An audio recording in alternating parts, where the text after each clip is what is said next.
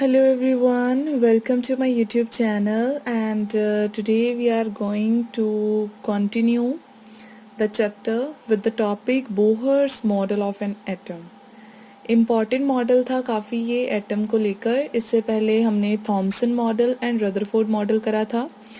तो Rutherford model में काफ़ी जो हैं लिमिटेशंस थी लाइक स्टेबिलिटी ऑफ एटम को लेकर and how to explain the spectra of the different elements observed. So these were certain limitations of Rutherford's model, right? So now we are going to discuss Bohr model. So firstly we will discuss Bohr's model, certain postulates of it, and after that we will discuss how it explained the stability of an atom, how it explained the spectra of different elements and other limitations also, right? So let's start. So बेटा Bohr model में आपको basically क्या बताया गया था, मैंने यहाँ पे कुछ पोस्टुलेट्स लिखे हैं. तो सबसे पहले हमारे पास अब तक का क्या है, अब तक हमारे पास सिर्फ इतना है कि हमारे पास एटम जो है इट इज़ स्फेरिकल, सेंटर में इसके पॉजिटिवली चार्ज्ड एक बॉडी है which is known as nucleus and इसके अराउंड जो है वो इलेक्ट्रॉन्स प्रेजेंट हैं. अभी तक हमें कंफर्म क्या नहीं है कि इलेक्ट्रॉन्स की जो मूवमेंट है अराउंड द न्यूक्लियस वो कैसी है. सो बोहर मॉडल ने अपने मॉडल में कुछ यहाँ पे चीज़ें बताई हैं जो वन बाय वन हम डिस्कस करेंगे. The first thing is an atom consists of a positively charged nucleus in the center and the electrons revolve around it in circular orbits. तो बोहर मॉडल ने सबसे पहले किसकी बात करी, सर्कुलर ऑर्बिट्स की. ठीक है, according to this model of atom जो इलेक्ट्रॉन्स हैं वो न्यूक्लियस के अराउंड एक सर्कुलर पाथ में रिवॉल्व कर रहे हैं. A number of circular paths are there around the nucleus in which the electrons are revolving, right? And these circular paths are known as orbits. Hope it is clear. ठीक है, तो first उसने बात करी कि सर्कुलर ऑर्बिट्स हैं जिसमें electrons revolve कर रहे हैं. ओके, देन नेक्स्ट चीज उसने क्या डिस्कस करी, the electrons revolve only in those orbits which have fixed value of energy. अब बच्चे अगर आप देखोगे कि न्यूक्लियस के बाहर अगर हमने सर्कल्स ड्रॉ करने हो तो हम इनफाइनाइट नंबर ऑफ सर्कल्स जो है वो ड्रॉ कर सकते हैं. यानी कि पॉसिबिलिटी बहुत ज़्यादा है कि बहुत सारे ऑर्बिट्स हमारे पास एग्जिस्ट कर सकते हैं अराउंड द न्यूक्लियस. लेकिन क्या सभी जो हैं पॉसिबल हैं, उनमें से वही ऑर्बिट्स जो हैं पॉसिबल हैं जिनकी एक फिक्स्ड वैल्यू ऑफ एनर्जी है. ठीक है, तो इसका मतलब ये है कि जो इलेक्ट्रॉन्स हैं वो न्यूक्लियस के अबाउट सिर्फ उन्हीं ऑर्बिट्स में रिवॉल्व करते हैं जिनकी एक particular fixed value of energy है. ठीक है, अब मैं बहुत सारे यहाँ पे ऑर्बिट्स बना दूँ लेकिन वो सारे जो हैं उनमें इलेक्ट्रॉन्स रिवॉल्व नहीं करते, वो जस्ट हमारी इमेजिनरी सिचुएशन है. ठीक है, तो इलेक्ट्रॉन्स सिर्फ उन्हीं ऑर्बिट्स में रिवॉल्व करते हैं जिनकी एक फिक्स्ड एनर्जी है और इसीलिए हम इन ऑर्बिट्स को क्या बोलते हैं, हम इन्हें बोलते हैं स्टेशनरी स्टेट्स. ये लिखा हुआ स्टेशनरी स्टेट्स. स्टेशनरी का मतलब क्या होता है, रुक जाना. अब इसका मतलब ये नहीं है कि इलेक्ट्रॉन रुक चुके हैं, इलेक्ट्रॉन्स मूव कर रहे हैं. मतलब ये है कि ऑर्बिट्स जो हैं उनकी वैल्यू फिक्स्ड है. अब जैसे फर्स्ट की एनर्जी इतनी है तो उतनी ही रहेगी, सेकंड की जितनी भी है सेम रहेगी. ठीक है, तो वो वेरी नहीं कर सकता है. Hope it is clear. अच्छा, इसी से एक चीज़ मैं आपको बता दूं कि किसी भी ऑर्बिट की एनर्जी ऑफ ऑर्बिट, उसके लिए भी बोहर ने एक फॉर्मूला दिया था कि हम हर ऑर्बिट की एनर्जी कैलकुलेट कर सकते हैं. और जो फॉर्मूला उसने दिया था उसको हम बोहर्स फॉर्मूला कहते हैं. And it was energy of any orbit will be equal to minus 2 pi square m e raised to power 4 over n square h square, जिसमें से बेटा ये सारे कांस्टेंट हैं. पाई constant, mass of electron, charge of electron, Planck's constant, तो सभी की values fill करके आपके पास जो रिजल्ट आता है that is energy of an orbit is equals to 21 0.8 into 10⁻⁻19 over n square, ये आ जाएगी आपकी जाउल पर एटम में, ठीक है।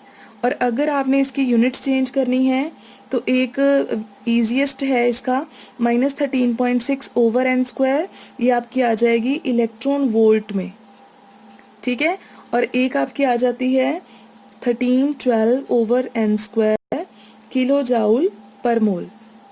तो यूनिट्स के अकॉर्डिंगली वेरी करता है, आप जिस भी यूनिट में जाओ निकाल सकते हो, मोस्टली हम इसको प्रेफर करते हैं जाउल्स पर मोल को, ठीक है, ईजीएस्ट है। तो एनर्जी को कैसे कैलकुलेट किया जा सकता है, हर ऑर्बिट की उसने वैल्यू बता दी। जब आपने फर्स्ट ऑर्बिट की एनर्जी फाइंड करनी है आप n की वैल्यू 1 फिल कर दोगे, अगर सेकंड की पता करनी है n की वैल्यू 2 फिल कर दोगे। n is the number of orbit, here n is the number of orbit, ठीक है जी। तो एनर्जी को कैलकुलेट करने के लिए उसने फॉर्मूला बता दिया। लेकिन अगर मैं आपसे ये पूछूं कि सपोज हाइड्रोजन एटम नहीं है, हाइड्रोजन की बजाय हीलियम है, तो हीलियम की एनर्जी कैसे निकालोगे? तब आपने एक एक्सप्रेशन याद रखना है, एनर्जी ऑफ हीलियम या कोई भी आपका हाइड्रोजन लाइक स्पीसीज है, it will be 1312 n square into, यहाँ पे आप ऐसे लिख लो z square kilojoule per mole, ठीक है। आपने क्या करना है, एटॉमिक नंबर जो भी होगा उस एटम का, उसकी वैल्यू यहाँ पे फिल करनी है और एनर्जी की वैल्यू आपके पास आ जाएगी। होप इट इज क्लियर, ठीक है। और this is for the hydrogen atom, क्योंकि हाइड्रोजन के लिए z की वैल्यू क्या होती है, 1 होती है। तो किसी भी ऑर्बिट की एनर्जी कैसे कैलकुलेट कर सकते हैं, ये जो है बोहर ने हमें बताया था। इसके अलावा भी बेटा बोहर ने हमें और बहुत सी चीज़ें बताई थी, जैसे अच्छा एक क्वेश्चन आपके दिमाग में आया यहाँ से देखने के बाद कि जो एनर्जी है वहाँ पे मैंने नेगेटिव साइन क्यों लिया, तो ये क्वेश्चन दिमाग में रखना, हम डिस्कस करेंगे, ठीक है। सिमिलरली बच्चे उसने ये भी बता दिया कि velocity of electron in orbit, किसी भी इलेक्ट्रॉन की वेलोसिटी कितनी है एक पर्टिकुलर ऑर्बिट में, जब वो रिवॉल्व करता है तो कितनी वेलोसिटी के साथ रिवॉल्व करता है, उसके लिए उसने एक्सप्रेशन दिया था v is equals to v0 into z over n, ये एक्सप्रेशन दिया था। n क्या है आपका, number of orbit, first second third जिस भी ऑर्बिट के लिए वेलोसिटी निकालनी है आप निकाल सकते हो। z क्या है, एटॉमिक नंबर, हीलियम के लिए निकालना है तो एटॉमिक नंबर 2, लिथियम के लिए निकालना है तो 3 एटसेट्रा, ठीक है जी। और यहाँ पे जो v0 है it is a constant term, और v0 जो है कांस्टेंट है, इसकी वैल्यू कितनी है 2.188 इंटू 10⁸ सेंटीमीटर पर सेकेंड, ठीक है। तो इस फॉर्मूला की हेल्प से आप वेलोसिटी भी निकाल सकते हैं, लेकिन वेलोसिटी निकालने की ज़्यादा ज़रूरत पड़ती नहीं है, आपको इन एक्सप्रेशंस को न्यूमेरिकल्स के लिए जो है ध्यान में रखना है, एनर्जी का एक्सप्रेशन, वेलोसिटी का एक्सप्रेशन, एंड मोस्ट इम्पॉर्टेंटली आपको जो याद रखना है that is radius of an orbit. किस ऑर्बिट का कितना रेडियस होगा, कितना साइज होगा, ये भी हम डिसाइड कर सकते हैं। उसके लिए बोहर ने बताया था r is equals to a, लिख लेती हूँ मैं यहाँ पे a0 n स्क्वायर, ये था फॉर्मूला, ठीक है। दिस इज फॉर हाइड्रोजन, क्योंकि यहाँ पे मैं एटॉमिक नंबर नहीं कंसिडर कर रही हूँ, ठीक है। अब यहाँ पे जब हम n की वैल्यू बेटा 1 फिल करते हैं, ठीक है, तो जो हमारे पास a0 है ना, इट इज़ अ कांस्टेंट जिसकी वैल्यू हमारे पास कितनी है 0.529 आंगस्ट्रॉम, ठीक है। तो इसका मतलब हाइड्रोजन के लिए अगर मैंने फाइंड करना हो, हाइड्रोजन का जो फर्स्ट ऑर्बिट है, हाइड्रोजन का जो आपके पास फर्स्ट ऑर्बिट है उसका रेडियस कितना होगा, r is equals to 0.529 into 1 square is equals to 0.529 angstrom. तो इसका मतलब हाइड्रोजन के फर्स्ट ऑर्बिट का रेडियस इतना होता है, और इसको हम लोग क्या बोलते हैं, it is known as Bohr's radius, ठीक है। बोहर्स रेडियस क्या होता है, the radius of first orbit of hydrogen, ठीक है। और एक चीज़ और बता दूं, अगर सपोज आपने किसी दूसरे एटम के लिए फाइंड आउट करना है तब आप क्या करोगे, z के साथ डिवाइड कर दोगे। This is the radius for hydrogen like species, जैसे हीलियम हो गया, ठीक है, लिथियम हो गया, helium positive, lithium 2 positive etcetera, जिनके पास एक इलेक्ट्रॉन है। क्लियर हो गया बेटा इतना? तो ये थोड़ा सा एडिशनल हो गया आपके सेकंड पोस्टुलेट के साथ, कि उसने ये बताया था कि इलेक्ट्रॉन्स एक फिक्स्ड एनर्जी वाले ऑर्बिट में ही रिवॉल्व करते हैं और उन ऑर्बिट्स की एनर्जी कितनी होती है, दिस मच। ठीक है, हर ऑर्बिट का रेडियस भी हम लोग निकाल सकते हैं by this formula and velocity भी कैलकुलेट कर सकते हैं। ये तीनों टर्म्स आपने न्यूमेरिकल्स के लिए याद रखनी है। ठीक है बच्चे? Okay, after that we have to discuss the next part. The next part is as the electron revolve only in those orbits which have fixed value of energy, hence we can say that energy of electron is quantized. ये बहुत आपका important postulate है जो आपने याद रखना है। इस postulate के accordingly जो इलेक्ट्रॉन्स हैं उनकी जो एनर्जी है, एनर्जी क्या है, क्वांटाइज्ड है। अब इसका मतलब क्या है? अब बच्चे देखो, आपका जो फर्स्ट ऑर्बिट है, अगर उसकी एनर्जी कुछ भी पर्टिकुलर वैल्यू है, सेकंड की अलग है, चलो हम कैलकुलेट ही कर लेते हैं, है ना। एक पेज लेते हैं, हम लोग वैल्यू कैलकुलेट करके देख लेते हैं। अच्छा, सपोज यहाँ पे मैं हाइड्रोजन की बात कर रही हूँ ना, ये रहा मेरे पास न्यूक्लियस, ये फर्स्ट ऑर्बिट, सेकंड, थर्ड। ठीक है, तो अगर मैंने फर्स्ट ऑर्बिट की एनर्जी निकालनी है तो कितनी आएगी, -1312 ओवर 1 स्क्वायर, यानी कि -1312 आ जाएगी किलो जाउल पर मोल। ठीक है, अब सेकंड ऑर्बिट की निकालने, -1312 ओवर 4, और इसको सॉल्व करके कितना आ जाएगा आपके पास, इट विल बी 328 -328। उसके बाद में जब आप थर्ड लेवल की निकालोगे एनर्जी, तो वो कितनी आएगी, 1312 ओवर 3 का स्क्वायर, 3 का स्क्वायर यानी कि 9, और इसको सॉल्व करके वैल्यू आ जाएगी -145.8। ठीक है, देन फोर्थ लेवल के लिए आपके पास आ जाएगा डिवाइडेड बाय 4 स्क्वायर यानी divided by 16, and you will get -82 kilo joule per mole. Clear हो गया बेटा इतना? तो ये मैंने एनर्जी निकाली है फर्स्ट ऑर्बिट की, सेकंड की, थर्ड की, फोर्थ की। अब बेटा देखो, फर्स्ट ऑर्बिट की एनर्जी कितनी है, -1312, उसके बाद में सेकंड की कितनी है, -328, यानी 1312 एंड 328 के बीच में जितनी भी वैल्यूज लाई करती हैं, उस एनर्जी का कोई भी ऑर्बिट हमारे पास एग्जिस्ट ही नहीं कर रहा। तो क्या इलेक्ट्रॉन की वो कोई वैल्यू हो सकती है? सपोज मैं आपको बोलूं कि बच्चे इलेक्ट्रॉन हाइड्रोजन के ऑर्बिट में रिवॉल्व कर रहा है और उसकी जो आपके पास वैल्यू है वो है 500, is it possible? Not possible, क्योंकि फर्स्ट ऑर्बिट की ये है, उसके बाद में सेकंड की सीधा 328 आ जाती है। तो 500 एनर्जी वाला इलेक्ट्रॉन हमारे पास एग्जिस्ट ही नहीं करेगा, यानी कि इलेक्ट्रॉन की कोई भी वैल्यू नहीं हो सकती, खुद की मर्जी से किसी भी वैल्यू को अटेन नहीं कर सकता इलेक्ट्रॉन। इलेक्ट्रॉन की एक डेफिनेट वैल्यू होगी जो ऑर्बिट की वैल्यू होगी। So we can say that value of electron is quantised, एक फिक्स्ड वैल्यू है, ये नहीं कि इलेक्ट्रॉन कोई भी मतलब वैल्यू जो है वो कंसिडर कर लेगा। ठीक है बेटा, तो नेक्स्ट पोस्टुलेट का आपका यही मतलब था। और यहाँ से एक चीज़ और ध्यान में देखना, फर्स्ट आपके ऑर्बिट की जो एनर्जी है वो काफ़ी ज़्यादा है, यानी नंबर ज़्यादा है 1312, उसके बाद में सीधा 328, उसके बाद में 145, उसके बाद में 82। आप देख रहे हो गैप जो है वो कम होता जा रहा है, पहले गैप बहुत ज़्यादा था, फिर गैप कम हो गया, फिर फर्दर कम हो गया।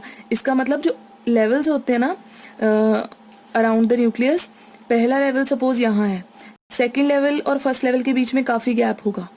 ठीक है, जो थर्ड लेवल होता है वो थोड़ा सा उसका गैप कम हो जाता है, फोर्थ का फर्दर कम हो जाता है, फिफ्थ का फर्दर कम हो जाता है। यानी जैसे जैसे हम न्यूक्लियस से दूर चले जाते हैं तो जो आपके ऑर्बिट्स हैं उनके बीच में जो स्पेस है वो कम होता जाता है। ठीक है, और ऑर्बिट्स को हम लोग KLMN, ठीक है, O up to so on ऐसे करके रिप्रेजेंट भी कर सकते हैं। होप थर्ड भी क्लियर हो गया होगा आपको। ठीक है बच्चा, अब उसके बाद में हम बात करते हैं नेक्स्ट पोस्टुलेट की।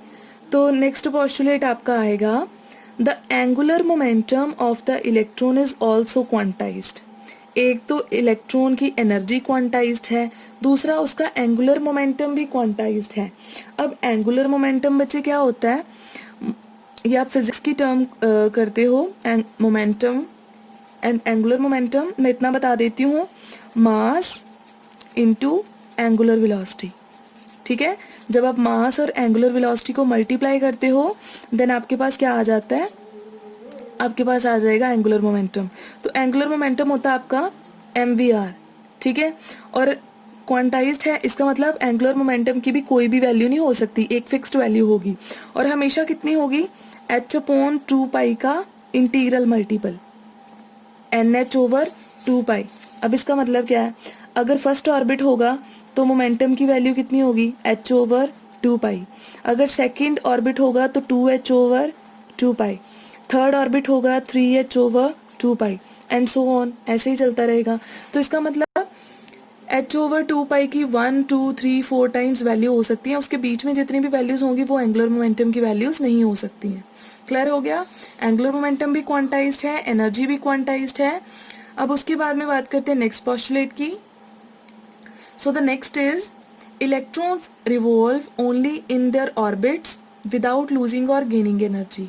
ठीक है, तो इलेक्ट्रॉन्स जो हैं वो इन ऑर्बिट्स में कॉन्टिन्यूसली क्या करते हैं, रिवॉल्व करते हैं, और जब तक कोई इलेक्ट्रॉन अपने किसी ऑर्बिट में रिवॉल्व करेगा, ठीक है, उसकी जो एनर्जी है वो फिक्स्ड रहेगी, ना तो वो एनर्जी बाहर से कहीं गेन करेगा ना लूज करेगा, एक फिक्स्ड एनर्जी के ऑर्बिट में रिवॉल्व करता रहेगा। ठीक है, ना तो कोई एनर्जी गेन करता है ना ही लूज करता है, अपने ऑर्बिट में इटसेल्फ रिवॉल्व करता रहता है। ठीक है बच्चा, अब उसके बाद में एक चीज़ और यहाँ पे देख लो, जो सबसे लोएस्ट एनर्जी स्टेट होता है, जो न्यूक्लियस के बिल्कुल पास होता है, ठीक है, फर्स्ट वाला, इसको आप लोग कौन सा स्टेट बोलते हो, ग्राउंड स्टेट। ठीक है, ग्राउंड स्टेट कौन सा होता है, the lowest possible state of energy. ठीक है जी, इतना क्लियर हो गया। अब यहाँ पे हमारा लास्ट पोस्टुलेट आ जाता है, the last is energy is emitted or absorbed only when the electron jump from one orbit to another। तो अभी हमने बात करी कि जब तक जो आपका इलेक्ट्रॉन है वो एक पर्टिकुलर ऑर्बिट में रहेगा तब तक तो ना तो वो एनर्जी लूज करेगा ना गेन करेगा, लेकिन अगर उसने एक ऑर्बिट से दूसरे किसी ऑर्बिट में जंप करा, ठीक है, तो डेफिनेटली क्या होगा, जो एनर्जी है वो या लूज होगी या गेन होगी। अब देखो, मान लो कोई इलेक्ट्रॉन है वो आपका फर्स्ट ऑर्बिट में है और फर्स्ट ऑर्बिट से वो किस में जा रहा है, थर्ड ऑर्बिट में शिफ्ट होना चाहता है। अब आपको पता है जो पास वाला ऑर्बिट है उसकी एनर्जी कम है, जो दूर वाला ऑर्बिट है उसकी एनर्जी ज़्यादा है, तो कम से ज़्यादा एनर्जी में कोई खुद जा सकता है, बिल्कुल नहीं। आप क्या करोगे, आप उसको हीट करोगे या इलेक्ट्रिक करंट पास करोगे, किसी भी फॉर्म में आप उसको एनर्जी प्रोवाइड करोगे। जो आप एनर्जी दोगे ना उस एनर्जी को वो गेन करेगा, गेन करके वो कहाँ शिफ्ट हो जाएगा, हायर लेवल में चला जाएगा। ठीक है, आप जितनी एनर्जी दोगे वो उसी अकॉर्डिंग उसी लेवल में शिफ्ट हो जाएगा। ठीक है बेटा, और क्योंकि जिस नए, ये तो हो गई ना उसकी ग्राउंड स्टेट जिसमें वो ऑलरेडी प्रेजेंट था, ठीक है, लोएस्ट एनर्जी स्टेट। लेकिन जो न्यू स्टेट है जहाँ पर आपका जो इलेक्ट्रॉन है वो शिफ्ट हुआ, उसको हम लोग बोलते हैं एक्साइटेड स्टेट। ठीक है, तो एक्साइटेड स्टेट क्या होती है, जो जिस न्यू स्टेट में आपका इलेक्ट्रॉन शिफ्ट हुआ है। लेकिन बच्चे एक्साइटेड स्टेट में इलेक्ट्रॉन कभी भी स्टेबल नहीं होता, वहाँ पे ज़्यादा देर नहीं रुकेगा, वापस उसने अपनी ग्राउंड स्टेट में आना ही आना है थोड़ी देर बाद। ठीक है, तो जैसे आप किसी गेस्ट के घर में जाते हो, हमेशा के लिए तो नहीं रह सकते हो, थोड़ी देर के लिए रहते हो, देन वापस आपको अपने घर ही आना पड़ता है। सिमिलरली तो इलेक्ट्रॉन क्या करता है, हमने हीट किया, हायर लेवल में चला गया, उसके बाद में जब वापस आएगा तो क्या करेगा, एनर्जी को एमिट करेगा। और एनर्जी कितनी एमिट होगी, जितना उनके लेवल्स में गैप होगा। जैसे यहाँ पे थर्ड लेवल की जो एनर्जी थी माइनस जो फर्स्ट लेवल की एनर्जी थी, उतनी एनर्जी इलेक्ट्रॉन्स क्या करेगा, एमिट कर देगा।